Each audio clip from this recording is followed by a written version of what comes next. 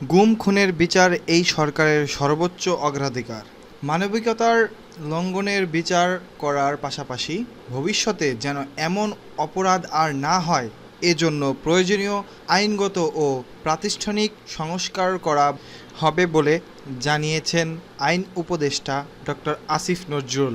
এছাড়া বাংলাদেশে যত গুম খুন ও মানববিরোধী অপরাধ হয়েছে তার বিচার করার এই সরকারের সর্বোচ্চ অগ্রাধিকার বলেও জানিয়েছেন তিনি।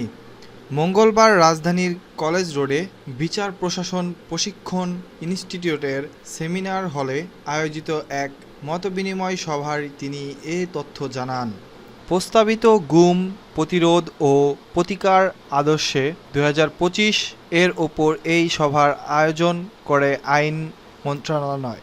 আসিফ নজরুল বলেন, অনেকেই প্রশ্ন করেন যে আইনগুলো করেছেন পরবর্তী সরকার এসে এগুলো রাখবে কিনা, কারণ ১/১১ সরকারের আমলেও অনেকগুলো ভালো আইন করা হয়েছিল, পরে আওয়ামী লীগ সরকার ক্ষমতায় এসে সেগুলো আর রাখেনি। তিনি বলেন, আমি সবাইকে বলি, পরে যে সরকার আসবে তারা কমপক্ষে ১,০০০ মানুষের রক্তের উপর দিয়ে গঠিত ফ্রেমওয়ার্কের মধ্য দিয়ে আসবেন।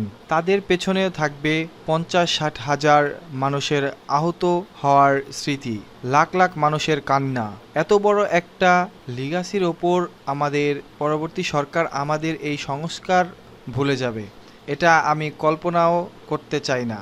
আমরা সমস্ত সংস্কার প্রক্রিয়ার মধ্যে রাজনৈতিক দল ও স্টেক হোল্ডারদের সংযুক্ত করতে চাচ্ছি। কখনো তারা যেন বলতে না পারে এখানে আমাদের কোনো অংশগ্রহণ ছিল না। এই অংশগ্রহণ নিশ্চিত করতে গিয়ে মাঝে মাঝে আমাদের সময় লাগে। আপনারা অধৈর্য হবেন না, আমরা আমাদের কাজের অটল রয়েছি।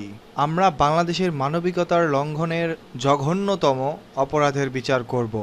গুম হত্যার চেয়ে ভয়াবহ উল্লেখ করে আসিফ নজরুল বলেন, গুমের শিকার পরিবারের সদস্যরা ঠিকমতো তাদের জন্য দোয়া করতে পারেন না। তারা বেঁচে আছেন নাকি মারা গেছেন তা পরিবার জানে না। আমরা দেখেছি গুমের শিকার একজনের বাবা বলেছিল, আমি কোনো বিচারও চাই না, শুধু আমার ছেলের কবর কোথায় আছে তা জানতে চাই। তিনি বলেন, আমাদের সরকারের যত অগ্রাধিকার রয়েছে তার মধ্যে গুম খুন মানবতা বিরোধী অপরাধ বিগত ফ্যাসিস্ট শেখ হাসিনা সরকারের আমলে বাংলাদেশের ইতিহাসে যে নৃশংসতম ঘটনাগুলো ঘটিয়েছে তার বিচার নিশ্চিত করা অন্যতম।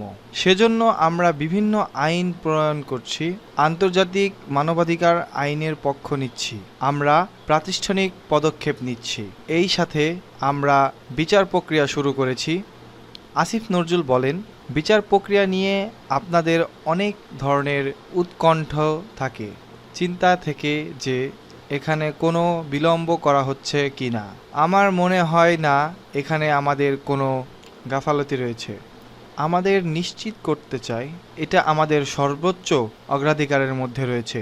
মতবিনিময় সভার অনেকেই মধ্যে বক্তব্য রাখেন অ্যাটর্নি জেনারেল মোহাম্মদ আসাদুজ্জামান, আন্তর্জাতিক অপরাধ ট্রাইব্যুনালের চিফ প্রসিকিউটর মোহাম্মদ তাজুল ইসলাম, গুম সংক্রান্ত তদন্ত কমিশনের সভাপতি বিচারপতি মঈনুল ইসলাম চৌধুরী, গুম সংক্রান্ত তদন্ত কমিশনের সদস্য বিচারপতি মোহাম্মদ ফরিদ আহমেদ শিবলি, রাষ্ট্র মন্ত্রণালয়ের স্পেশাল প্রসিকিউটরিয়াল অ্যাসিস্ট্যান্ট অ্যাডভোকেট এহসানুল হক সামাজি, বেঞ্চ নির্বাচন পরিচালক ব্যারিস্টার সারা হোসেন, সুপ্রিম কোর্টের আইনজীবী মোহাম্মদ শিশির মনির, মায়ের ডাকের সমন্বয়ক সানজিদা ইসলাম ও মানবাধিকার কর্মী রেজাউল রহমান লেলিন সহ অনেকেই।